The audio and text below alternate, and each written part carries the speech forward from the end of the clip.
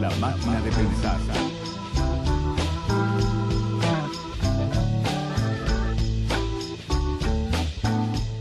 Amigos, ¿cómo están? Bienvenidos a Radio Uruguay, bienvenidos a La Máquina de Pensar. ¿Cómo andan? 20:01 arranca La Máquina de Pensar. Hoy, en una semana destinada a muchas cosas: poesía, ensayo, dibujos, cuentos y letras gauchas. El libro de Letras Gauchas, vamos a estar entrevistando este jueves a su autor, que es Julio Schwartzmans, sobre este libro que es muy interesante, muy renovador, sobre la literatura gauchesca.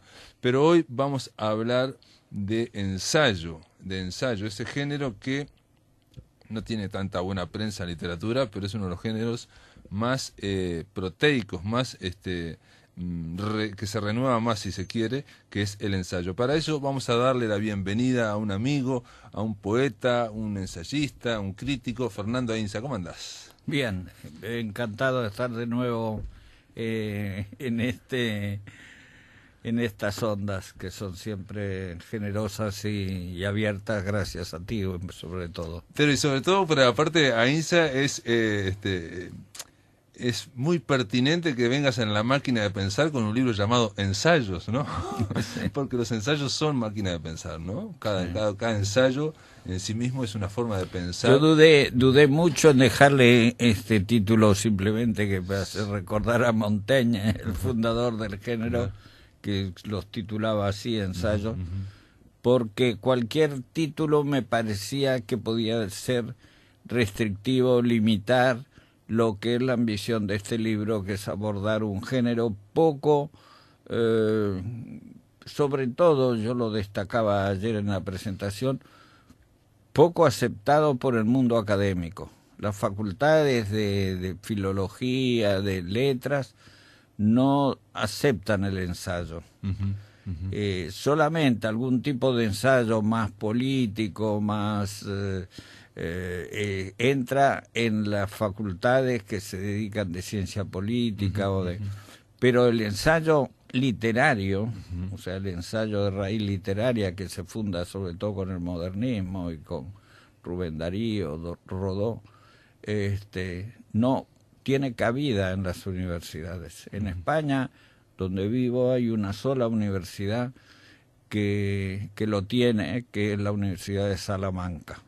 Ah, mirá, pero justamente ahora, a fines principio de marzo, vamos a presentar este libro en Salamanca también.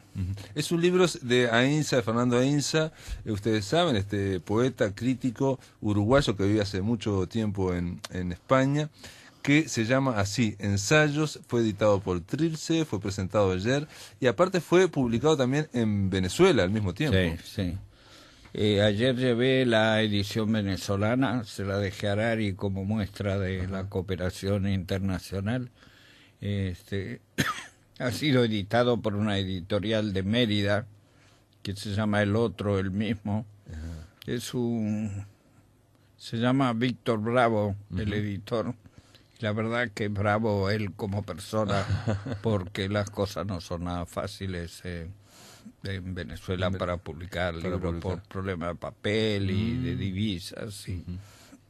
Y sin embargo lo ha publicado en una edición muy linda. Bueno, Ensayos se llama así, con un título, como decís vos, como es bastante arriesgado porque es muy genérico, pero vos lo que reivindicás básicamente en este libro es el género literario ensayo, que hay una pequeña frase que vos mencionás, Fernando, y que yo creo que le va como anillo al dedo al libro y al género ensayo. Dice: hay 1000 maneras de escribir un ensayo y todas ellas son correctas, dijo José Emilio Pacheco. ¿No? Normalmente uno tiene la idea, y acá en Uruguay creo que más todavía me parece, del ensayo, y vos los mencionás bien, que ha sido moldeado por la sociología o por las ciencias sociales, un ensayo supuestamente más científico, más fundamentado, que precisamente niega o que restringe mucho la imaginación, la intuición, la subjetividad personal, que es parte del ensayo, ¿no? O sea, claro, es algo indivisible, es una mirada del autor. El estilo además personal, porque mucha gente lee ensayos de autores por el estilo, por la manera que tienen de escribir. Porque te ayudan a pensar. Claro, y eso es justamente lo que está desapareciendo, porque mi temor, no sé si lo has visto, anuncia un poco una crisis del género, sobre todo por la aparición de ese rigor académico esterilizante. Sí, vos decís exactamente, decís, el creciente predominio de la crítica y el academicismo va borrando la subjetividad inherente al género. La prosa monográfica y didáctica, el artículo de revistas especializadas, académicas o universitarias, acompañado de rigurosos y reglamentados aparatos de notas, ha ido esterilizando la fresca y espontánea prosa ensayística. Yo siempre digo que Alfonso Reyes o Rodó, si vivieran ahora, no les publicarían sus ensayos, porque para cada cosa tendría que haber una cita, una bibliografía al final. No, y aparte serían demasiados personales. Por ejemplo, el otro que no hacía citas correctas exactamente es Borges. Claro. Porque mencionaba tanta cosa que cada tanto decía, bueno, esto es... Pero aparte muchas veces las acotaciones no eran exactas. No solo eso, sino que se las inventaba. Sí. Como Lezama Lima, claro. En Cuba también los ensayos de Lezama Lima son un chisporroteo de metáforas originales de él, y ninguna sin ningún respaldo, cuando habla de manuscritos chinos o mongoles. No, pero ahí, por ejemplo, yo pensaba, si uno lee a Ortega y Gasset, por ejemplo, que también es otro ensayista, él muchas veces dice, bueno, los españoles son así, yo creo que los aragoneses son asá, es decir, eso ahora está prácticamente negado, no se puede generalizar porque claro, no podés fundamentarlo. Un ensayo, por ejemplo, como el de Benedetti, El país de la cola de paja, sí, ahora no se podría escribir porque era una intuición poética de Benedetti, o una impresión personal. Él claro, habló de su impresión personal ahí. Claro. No estaba fundamentado. Libro totalmente olvidado, pero que tenía observaciones muy agudas sobre el Uruguay de entonces y de siempre. Bueno, lo que él dijo en su momento, y por eso no se olvidó ese libro, no lo reeditaron, es que estaba muy anclado en aquella coyuntura y que el Uruguay había evolucionado. Bueno, lo que pasa es que él también evolucionó, digamos, ideológicamente, pero a mí me parece un libro muy fresco y muy llamativo, ¿no? O sea, donde va perfilando vicios y virtudes de los uruguayos. Eso es otra cosa. Si alguien se pone a escribir ahora de vicios y virtudes de los montevideanos, en ensayo, no va, por ejemplo, los premios anuales del MEC no lo van a premiar. No, claro. ¿Por qué? Porque ¿cómo vos sostenés tal cosa si no tenés un aparato crítico o un estudio sociológico detrás? Yo confieso, y ayer reivindiqué su figura, la de Carlos Realdazúa, que aparte hizo una antología del ensayo uruguayo en 2 volúmenes, con una introducción que es un verdadero tratado ya de ensayo. Del género, definición del género. De definición del género.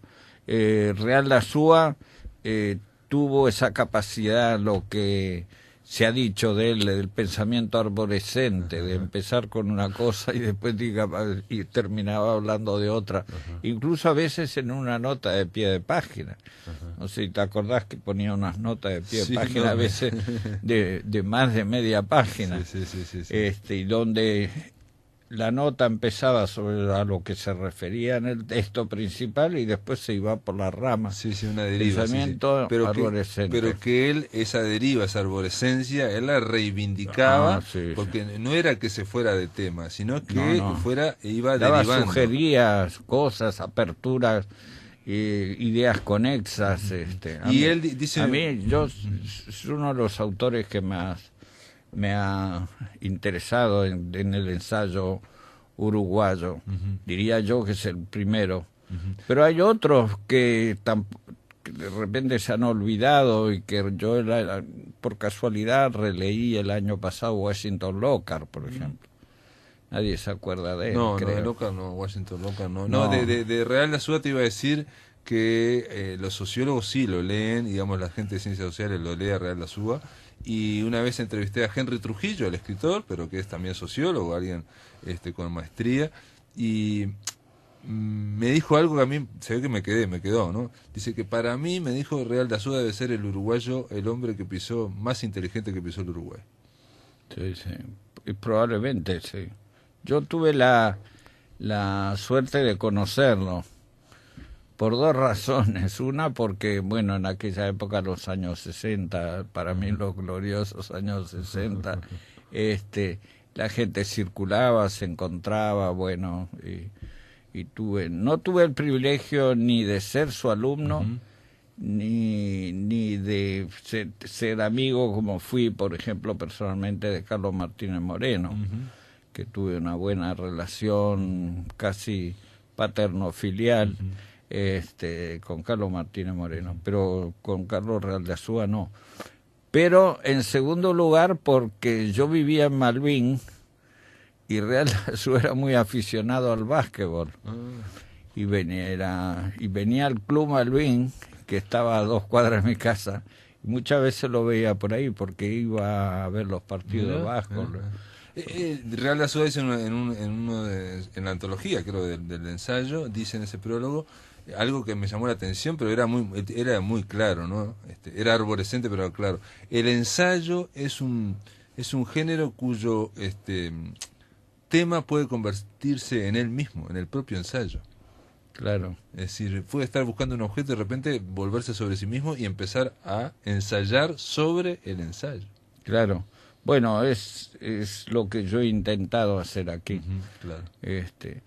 Pero en este libro hay un tema que yo quiero mucho porque lo he trabajado en estos últimos años, que es el derecho a la memoria.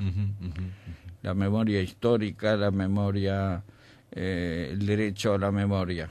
Sí. Y reivindico en este capítulo, porque además por el hecho de vivir en España, donde es un debate que fue muy actual en la época del gobierno de José Luis Zapatero, y que después el Partido Popular le ha puesto una lápida encima porque no quieren hablar de memoria histórica ni de reivindicaciones del pasado. Como es un tema muy actual, lo he ido trabajando, porque además desde la perspectiva del Cono Sur, las dictaduras tanto de Argentina como de Uruguay o de Chile, ha habido la exigencia de una memoria, la reivindicación de la memoria. Sí. Y ese es un ensayo que he presentado en distintos foros, retrabajándolo cada vez. Y esto no será la versión definitiva, porque la última. No lo termino nunca de... Estrategias de la memoria y del olvido, el pasado el pasado que ha sido, sigue siendo, dice Ainsa en este capítulo, que quizás desde el punto de vista del ensayo sea de los más optimistas. Vos decís ahí que en este tema, en el de la memoria histórica, en el tema de pensar y de analizar y de teorizar y de reflexionar, ahí sí se ve un ensayo, digamos, bastante vigente, donde probablemente la gente escribe y no sabe que está haciendo un ensayo también, ¿no? En artículos y todo esto, pero de alguna forma el ensayo es el género por excelencia del pensamiento, ¿no? En ese sentido, obviamente lo de España tiene que ver no solo con el descubrimiento de las tumbas y el ver, ¿no?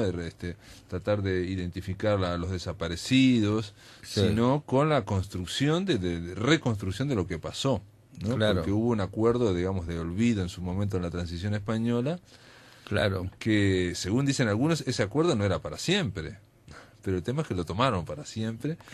Y Zapatero, Baltasar Garzón también, ¿no? Sí, lo sacó y sacó una ley, pero esa ley, los recursos para, por ejemplo, llevarla a cabo, son retaseados por este gobierno. O sea que la ley no la han derogado, pero la hacen inaplicable. Sí. Y desgraciadamente también en Uruguay también es algo que está mucho más pendiente de lo que uno pensaría, ¿no? Digamos, en Argentina sí ha avanzado mucho el tema, pero en Uruguay, por ejemplo, en estos 3 días o 4 ha habido noticias muy malas, ¿no? O sea, hubo el militar Gilberto Vázquez, que le dieron le devolvieron la jubilación completa, ¿no? Porque un tribunal de honor dijo que... Y ahora acaban de desplazar a una fiscal y a una jueza, un juez especializado en derechos humanos. O sea que no hay en estos momentos buenas noticias en ese tema. Sabía eso. Sí, es muy reciente, pero pasaron estas 3 cosas en cuestión de una semana, ¿no? Esto que te estoy contando ocurrió ayer fue lo del fiscal que desplazaron. En fin, igual estos tiene que ver con la investigación de las violaciones de derechos humanos. No, además en tu género vos lo que planteás es también pensar y reflexionar sobre el tema, ¿no? No, y sobre todo ver cómo algunos escritores hacen de eso el tema de su propia obra de ficción. O sea, cómo el tema de la memoria está presente en la ficción. Muchas veces más que en los libros de historia. ¿Ah, sí? Porque los historiadores son o más conservadores o más temerosos de abordar estos temas, y el escritor se lanza. Claro. Ahí en el caso de la Argentina, pues hay varios que yo sí, cito. sí, claro, lo citas. También hablas de el ensayo entre la respuesta a nuestro tiempo y las formas literarias. Esta forma de ensayo yo creo que también se está perdiendo, y que es la de tratar de buscar solución a los problemas, no solo a través de la ciencia y no solo a través de el ensayo académico, digamos, y con estudios, ¿no? Con estadísticas, sino también con el ensayo, como estamos planteando de Benedetti, en El país de la cola de paja, por ejemplo, ¿no? Sí. O Hugo Achugar, en su momento, me acuerdo que había en los 80, fue la balsa de Medusa, ¿no? O los 90, donde planteaba una serie de problemas de la sociedad uruguaya, ¿no? Reflexionando, digamos, más allá de... Él no ha seguido, ¿no? No ha publicado otras cosas, ¿no? Reflexionando sobre, por ejemplo, me recuerdo uno de los artículos de la balsa de Medusa, reflexionaba sobre que en Uruguay había una extrema exageración en las ordenanzas y reglamentos, ¿no? Sí. Y sin embargo, la gente que tenía poder pasaba por el costado sin problema, ¿no? Y reflexionaba por qué, cómo eso se instauraba en el Uruguay. Digo, son reflexiones de escritores, por ejemplo, Rodó, o por ejemplo, alguien planteando que América es un problema, ¿no? Claro. Alfonso Reyes, por ejemplo, también, Unamuno. Bueno, los vínculos de la generación del 98 con los pensadores de principio del siglo XX americanos son enormes. Han sido poco estudiados. Es un género en ensayo, vos planteás, que es definido por Montaigne. Vamos a retrotraernos un poco en el ensayo, pero Montaigne escribe un libro que es impresiones de él prácticamente a lo largo del tiempo. Dice, libro único de su clase en el mundo y de una intención indómita y extravagante. Planteas en Montaigne y en Francis Bacon también, que son meditaciones dispersas, ¿no? Algo que no es sistemático, algo que no es científico, sino que son pensamientos en torno... Montaigne, por ejemplo, llega a decir que él piensa esto hoy porque es en este momento, claro. Pero si lo escribe en otro momento de su vida va a pensar otra cosa. Sí, ¿no? sí. Es sobre la reflexión. Fernando Ainsa, te voy a pedir que esperes un poco, vamos a una pausa, ¿te parece? Y seguimos conversando, amigos, aquí sobre este libro llamado Ensayos, que acaba de ser editado por Trilce. En el aire de Radio Uruguay, La Máquina de Pensar.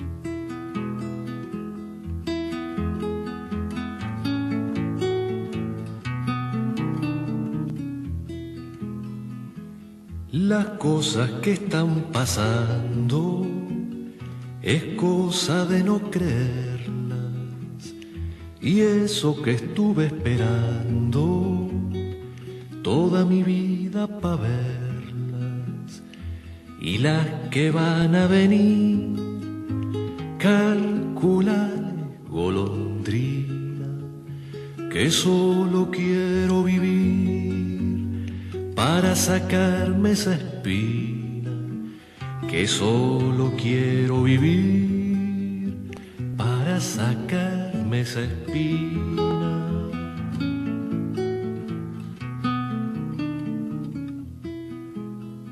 Y aunque ya he vivido mucho, para esperarla soy mozo, apuesto un 10 contra un pucho, a que las vivo y las gozo.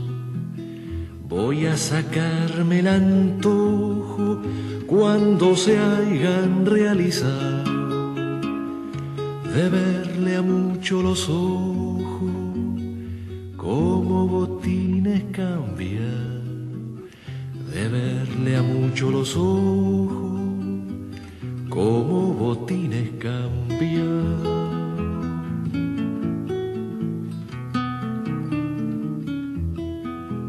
Los piones van a ligar, serán piones de otras leyes, porque ahora sin despreciar somos igual que los bueyes. Vos vas a ser jubilado, todo un don güey golondrina, si es que no te han envasado como en lata de sardina, si es que no te han envasado como en lata de sardina.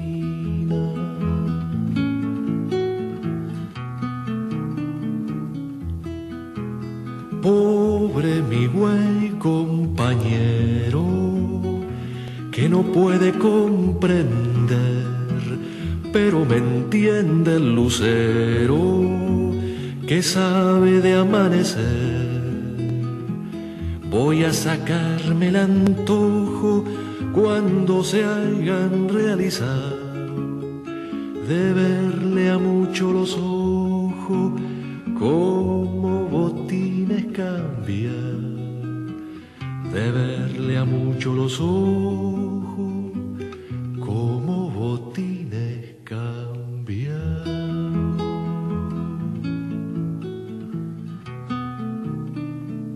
Este era Daniel Biglietti, el tema era Antojo, de Salerno y Julián García, y este es obviamente una canción del disco Canto Libre.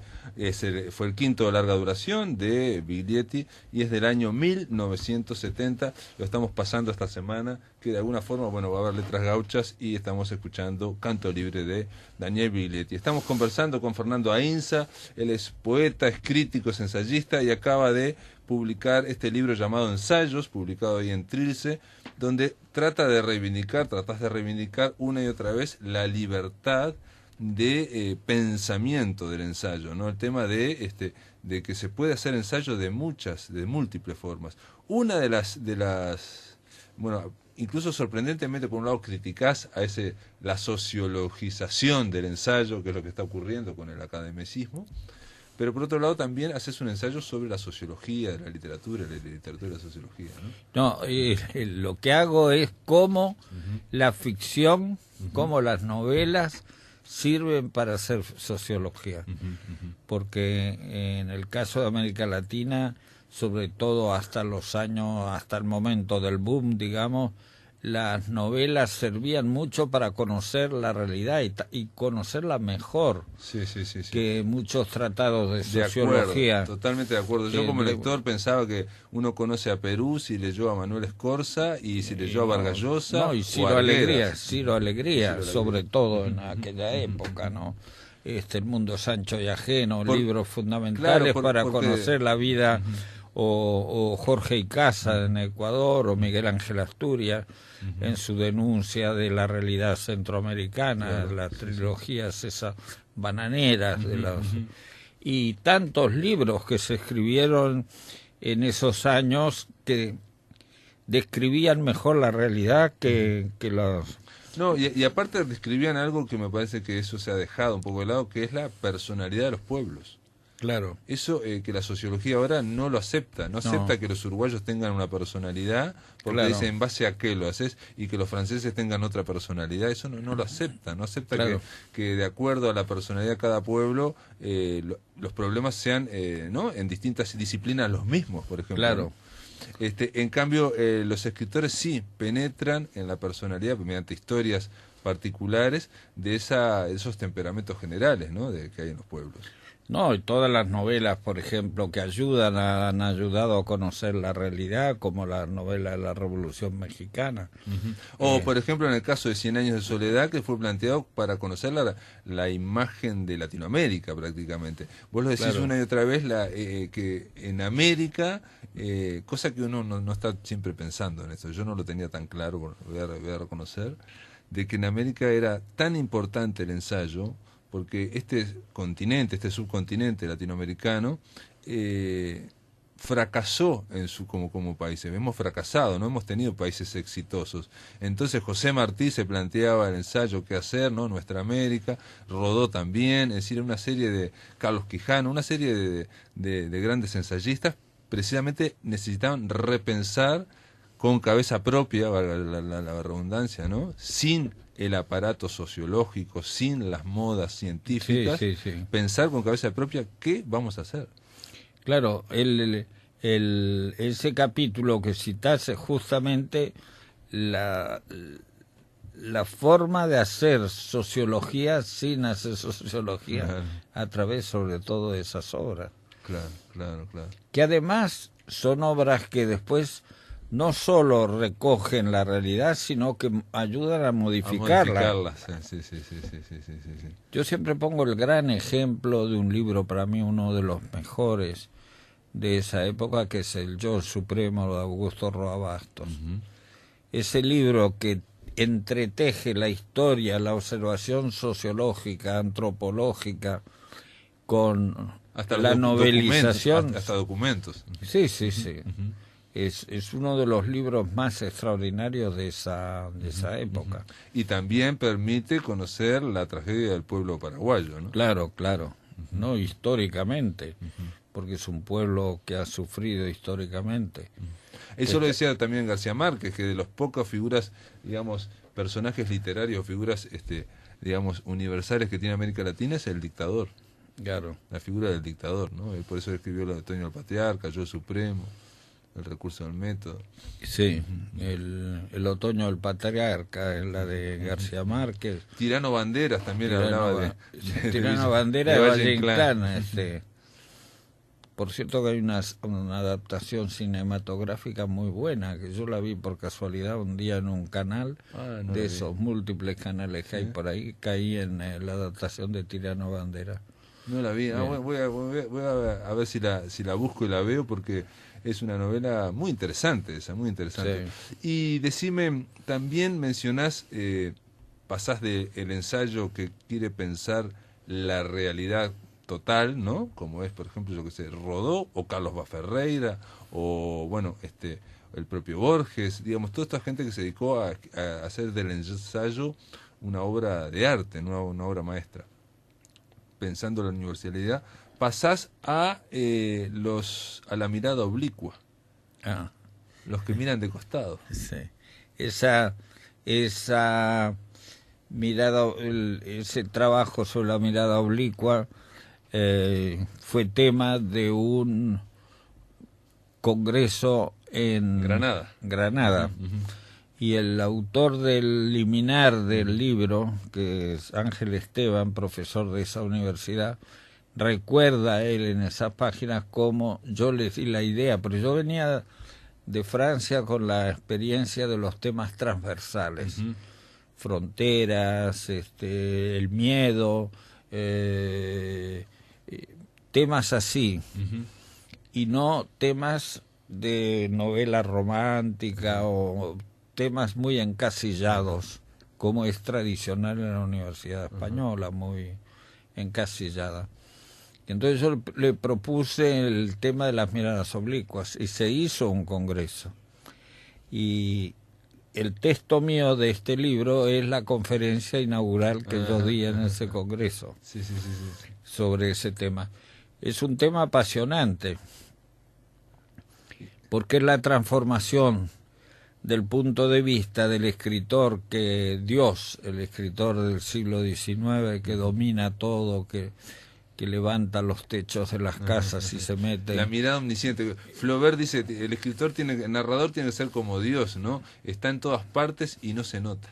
Claro, bueno, eso sí, no se nota, pero lo fundamental es la aparición de esa mirada oblicua, de esa mirada que cuenta solo lo que ve o cree ver, pero no tiene idea del contexto general.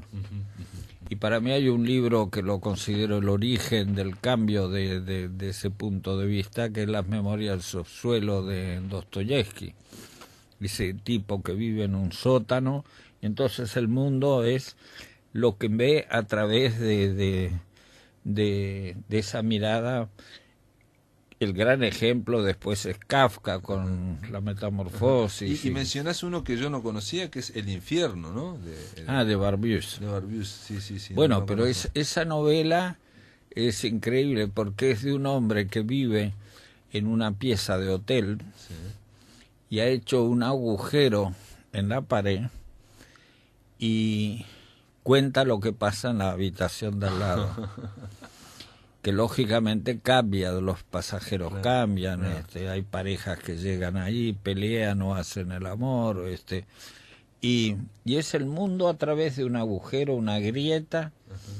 Es excelente porque es exactamente vos lo que querés decir vos con la mirada oblicua, el tema de mirar el mundo no con la narración, no como el omnisciente que lo sabe todo, sino con un agujerito, y esto es lo que yo veo, claro. Y el lector tiene que imaginar o pensar todo el resto, ¿no? Sí, porque hay ángulos que no puede él descubrir. Hay Felisberto también hacía algo parecido. Felisberto sí. estaba en una pieza y analizaba todo lo de la pieza y no sabía qué estaba pasando alrededor de esa pieza y por qué pasaban cosas, ¿no? Y no lo explica nunca. En España ha salido hace poco una antología de casi completa de los relatos de Felisberto, y me pidieron a mí de hacer un artículo sobre eso. Y me resultó apasionante. Yo lo conocía mal a Felisberto, reconozco que lo conocía mal. Lo había leído de una manera fragmentaria, pero no de una manera sistemática. Lo mismo me ha pasado con Lebrero, porque este muchacho que además ha publicado aquí un libro, Montoya. Sí, Jesús Montoya. Jesús Montoya. Que es de Granada también. Sí, bueno, ahora no. Vive en Murcia, está en Murcia, sí. Pero es granadino. Pero desgraciadamente su situación profesional no estaba en la Universidad de Murcia y ahora está dando clases en secundaria. Pobre Jesús, es un... Y él quería organizar un libro colectivo y me pidió si yo quería participar. Y yo le dije que sí. Con un trabajo sobre la trilogía del Lebrero de la Ciudad, que me parece extraordinaria. No es una trilogía... Es la trilogía involuntaria, le llamó él. Claro. La ciudad, el lugar y París. Claro. Y tengo los libros leídos, subrayados, tomadas notas para hacer ese trabajo, que no lo hice porque Montoya abandonó el proyecto, ¿no? Pero lo tuviste que releer, digamos, junto, las tres novelas y verla. Sí. Además leerla con la perspectiva de hacer un trabajo, claro, como me había pasado con Felisberto. Y Felisberto, te puedo preguntar, porque obviamente lo habías leído, digamos, no sistemáticamente o no todo. Ahora leíste esos relatos. ¿Y qué fue lo que te impresionó? ¿Qué es lo que te parece actual de Felisberto? Maravilloso, digamos. Yo diría que sobre todo no es tanto la mirada oblicua, sino la capacidad de meter en lo aparentemente cotidiano, banal, lo insólito. Eso es un privilegio que tienen algunos escritores. Cortázar lo tenía, él hablaba de la descolocación, por otra parte ahí en la mirada oblicua se habla de eso también.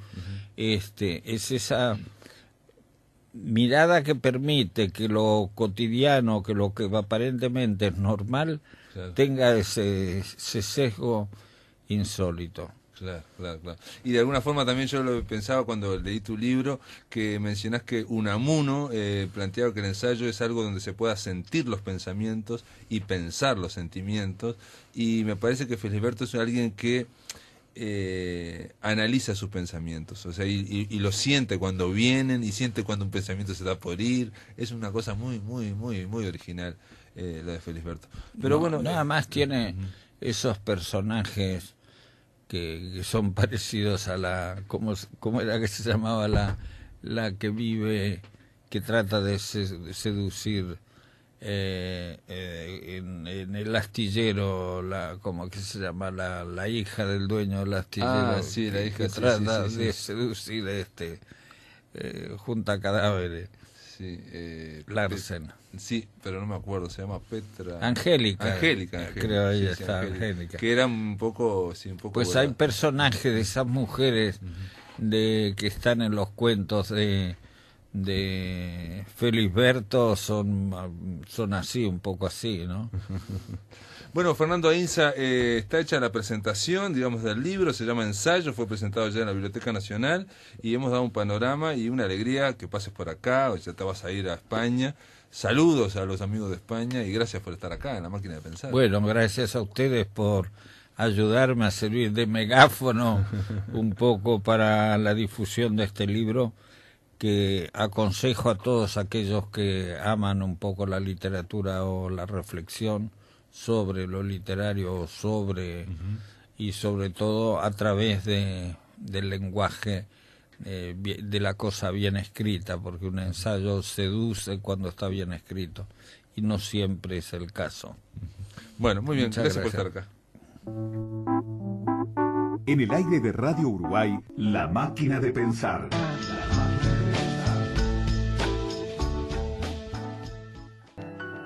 Autores olvidados, libros perdidos, escritores ocultos tras la maraña de los años, a la espera de un cíclico rescate.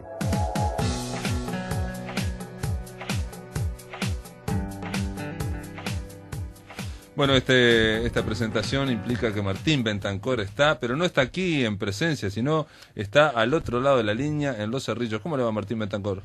¿Qué tal, Pablo? Muy bien, buenas tardes. ¿Cómo andás? ¿Qué vamos a rescatar en la columna de rescate de hoy?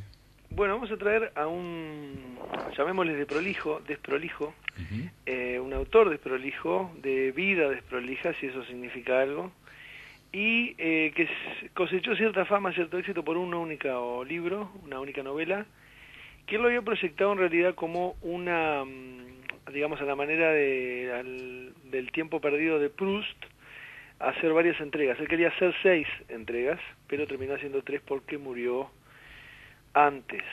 Hablamos de Jaroslav Hasek, un escritor checo, y del libro El buen soldado Svej, que es de 1923. Es un libro que hace algunos años fue reeditado en español, tiene varias ediciones, un libro bastante extenso, y que, aunque quedó inconcluso, se lo puede leer perfectamente porque, digamos que cierra de alguna forma, por decirlo así. Pero ¿quién es Jaroslav Hasek? Bueno, es un escritor que nació en Praga en 1883, una familia muy, muy humilde, que vivían en una pobreza bastante extrema, apenas estudió, hizo la primaria, y vivió de una serie de trabajos mal pagos. Fue ayudante de farmacia, entre otras cosas, trabajó en la granja, en fin, y logró entrar a la banca de Praga, de donde fue despedido por alcohólico. La bebida es una constante en la literatura de... Me estoy fijando en algo porque me llamaba la atención. Nació en la misma ciudad y en el mismo año, con unos días de diferencia, de Franz Kafka. Exacto. Pero Franz Kafka era alguien de, digamos, clase media alta, y este hombre era más bien de trabajadores, ¿no? Ahí, de forma un poco peregrina, ahora, mientras leía un poco más sobre Jaroslav Hasek para la columna, encontré un autor, un español, que los hacía dialogar, porque en principio parecen autores muy, muy diferentes por por el estilo, por los temas que abordan, pero encontraba alguna serie de puntos de contacto. Insisto, un poco me sonaba un poco peregrino, pero bueno, quizás hubiera una fundamentación atrás. Bueno, te decía que este hombre trabajó en la banca de Praga, fue despedido por alcohólico, y ese despido lo llevó a frecuentar el ámbito periodístico, sobre todo los periódicos anarquistas de Praga, donde en 1907 llegó a convertirse en redactor jefe del periódico anarquista Comuna. Comuna fue en su momento un periódico en Praga muy combativo, de obviamente filiación anarquista, que cuestionaba mucho el poder, no solamente el poder constituido en Praga, sino en Europa, en fin, y llevaba al extremo la difusión de las ideas anarquistas de los padres del anarquismo, por decirlo así. En 1911 Hašek llegó a fundar su propio partido político, del que se convirtió en candidato. Se llamaba Partido del Lento Progreso dentro de los límites de la ley, que era una suerte de tomadura de pelo, ¿no? Era un chiste, sí. Era un chiste que curioso. Parece de Woody Allen, Partido de Lento Progreso dentro de los límites de la ley, es el nombre de un partido. No va a enardecer a las masas con eso, ¿no? Curiosamente vos sabés que tuvo varios adeptos, pero claro, la propuesta, la plataforma política, llamémosle, de Hašek presidenciable, era un poco una tomadura de pelo al alistamiento político, ¿no? Bueno, lo curioso es que cuál fue la otra actividad que tenía Hašek, porque no le alcanzaban los ingresos ni que hablar de presidenciable, y mucho menos como redactor jefe del periódico anarquista Comuna. Él lo que hacía era levantaba perros de la calle, perros abandonados, perros que andaban por la calle, los pintaba de diversos colores y los hacía pasar por perros de nuevas razas, digamos, inventaba nuevas razas y se los vendía a los ricos. Con papeles, perros con papeles. Claro. Vamos a ver que es una cualidad que él terminó volcando al protagonista del libro del que vamos a hablar ahora. Acá dice robo y tráfico de perros. Claro, porque usted me lo pintó de una forma más humana, más pobre a Hašek, pero aquí lo mataron. A Hašek dice la peregrínica actividad de robo y tráfico de perros, ¿no? Y bueno, yo qué sé. Bueno. De última rescataba perros. Y les conseguía hogares más importantes. Claro, y creo que hacía buen dinero, ¿eh? Sí, hacía buen dinero. Bueno, en 1915 él estaba casado, se separa de la esposa y decide irse a vivir a un burdel, que es lo que va a hacer por el resto de su vida, vivir en una habitación de un burdel de Praga, donde, bueno, economizaba aparentemente algunos gastos. Y hice algo muy curioso. En 1915 él se enlista en el ejército austrohúngaro, para combatir obviamente en el fragor de la Primera Guerra Mundial, y cuando el ejército está combatiendo en el frente ruso, él se cambia de bando y se pasa a los rusos, motivado un poco por ciertas lecturas, digamos, socialistas que lo llevan a estar en Rusia en 1917, cuando la revolución bolchevique. O sea que tiene una historia bastante interesante, digamos, desde el punto de vista político. No, y biográfico, ¿no? Una peripecia anda por todos lados. Sin duda. Desde el tráfico de perros hasta que desertor se va con los rusos, con la causa bolchevique, en fin. Claro, él vivía en un burdel. Ahora te iba a decir que se adelantó a Faulkner. Faulkner decía que para un escritor lo mejor es vivir en un burdel. ¿Por qué? Porque hay ruido de noche y tranquilidad por la mañana. Es donde que se puede escribir. Exactamente. Se puede dormir hasta tarde y escribir también. Bueno, y el capítulo final de esta vida un poco rocambolesca y tan rica, él falleció en 1923 con 40 años, él no había cumplido 40 años. El capítulo final tiene que ver con, bueno, su establecimiento de nuevo en Praga y su trabajo dedicado a este gran libro, a mí en particular es un libro que me resulta muy divertido, pero además es gran libro en el sentido de Armatoste, ¿no? Es un libro gigante, que es El buen soldado Svej. Este libro él lo escribió entre 1920 y 1923. Insisto, el proyecto de él era que el libro continuara a ser 6 tomos. Él muere en el 1923, muere repentinamente y recién había concluido el tercer tomo. Un amigo de él, un colega periodista, llegó a escribir el cuarto tomo, que es decididamente menor y que las ediciones, sucesivas ediciones fueron obviando, quitándolo. Y en 1900, antes de hablar un poquito del libro, en 1991, o sea, muchísimos años después de su muerte, un grupo de académicos logró reunir una serie de escritos, llamados escritos de juventud, de Hašek, que incluye algunos cuentos, varias novelas, que estaban dispersos en periódicos, y incluso algunos antecedentes del buen soldado Svej, y lo publicaron, pero recién en 1991. Esa es un poco la biografía y la historia literaria, digamos, la bibliográfica de... Llama la atención el paralelismo con Kafka, porque los dos nacieron en el mismo año, a 3 meses de diferencia, en la misma ciudad, y murieron casi con la misma edad, uno en el 23, otro en el 24, ¿no? O sea, sí, los dos escritores en el mismo lugar, es raro, ¿no? Eso, sí, la difusión póstuma de las obras. Sí. Claro, escritores póstumos, ¿no? Y también hay una cuestión que creo yo que es lo que te intentaba entender de eso que te comentaba recién de alguien que los había intentado asimilar a estos dos autores, que tiene que ver con un estudio de las estructuras sociales del poder, ¿no? En el caso de Hašek van por el lado de la sátira lisa y llana. De hecho, El buen soldado Svej es una gran parodia sobre el estamento militar, sobre lo que significa la guerra, cómo es aprovechada la guerra por algunos y cómo mueren, como pasto de cañón, millones de personas.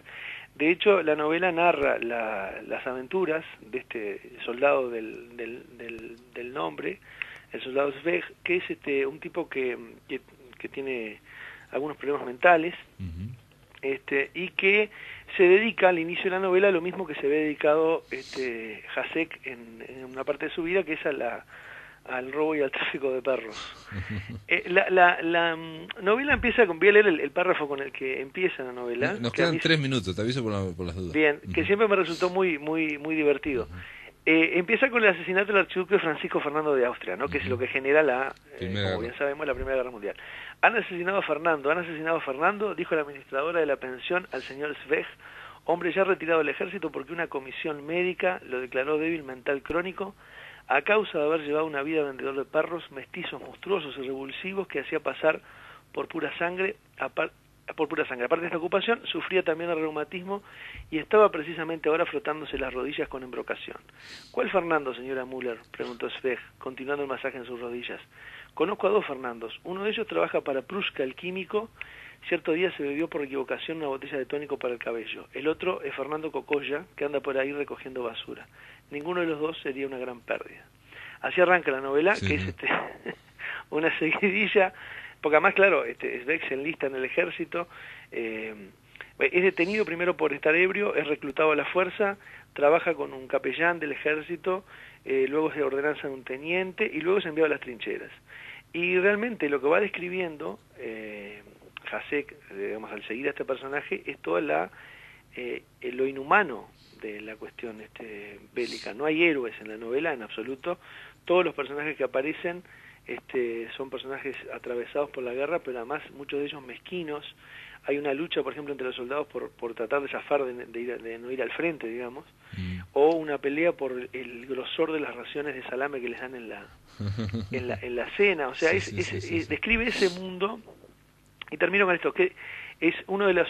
están por ir al frente y reciben una nota de el arzobispo de Budapest instándolos al combate, y la nota dice: que Dios bendiga nuestras bayonetas para que puedan penetrar profundamente en las entrañas de nuestros enemigos, que el Todopoderoso en su rectitud dirija el fuego de nuestra artillería sobre las cabezas de los jefes enemigos. Dios misericordioso, concédenos que todos nuestros enemigos sean ahogados en la propia sangre de las heridas que nosotros les inflijamos. Es una novela muy divertida, pese a lo terrible. Me hace acordar un poco a que también es de la Primera Guerra Mundial al principio, en un viaje al corazón de la noche, el viaje, ¿no? La de Céline, ¿no? La de Céline, que es muy graciosa y es muy satírica y paródica, ¿no? Sí, sin duda que tiene un contacto. Y vos sabés que estaba pensando, hace unas cuantas columnas trajimos acá a Joseph Roth, aquel escritor, ¿te acordás? Judío, astrohúngaro, que en su novela La Marcha Radetzky contaba el desmoronamiento del Imperio Austrohúngaro, Sí. y lo que contaba de la Primera Guerra Mundial estaba contado desde un punto de vista heroico, porque era la caída de una gran nación, digamos, un gran imperio, y había como cierta melancolía y tristeza en eso que contaba. Acá no, acá se cuenta lo mismo, pero de una forma desfachatada. Y contentos, aparte contentos de que sea todo ¿no? una cuestión cruel, ¿no? Es un humor cruel. Sí, totalmente, tal cual. Bueno, Yaroslav, ¿y se puede encontrar este libro, El buen soldado Svek? Bueno, mira, Galaxia Gutenberg lo editó en el 2011, Ajá.